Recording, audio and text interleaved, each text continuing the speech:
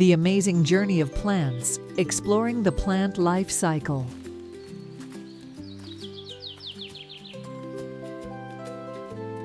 Plants are incredible living things that go through a special journey called the plant life cycle.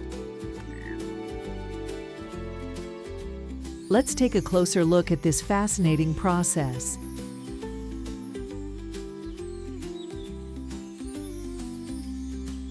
It all starts with a tiny seed. Seeds come in different shapes and sizes, but they all have one thing in common.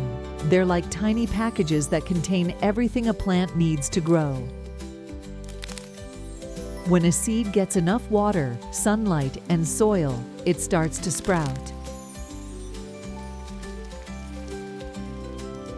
Next comes the seedling stage. This is when the tiny sprout grows its first leaves and starts to look like a small plant. The seedling needs lots of water and sunlight to keep growing strong.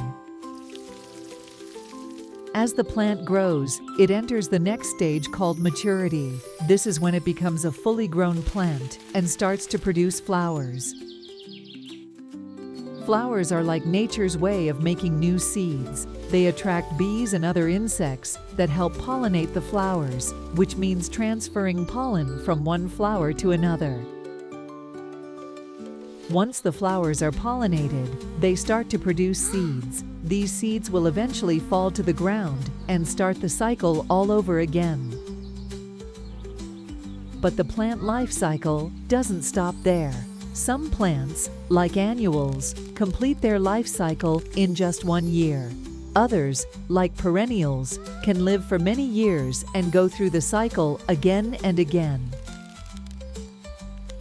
Understanding the plant life cycle helps us appreciate the beauty and importance of plants in our world. They provide us with food, oxygen, and even medicine. So the next time you see a plant growing, remember the amazing journey it's been through.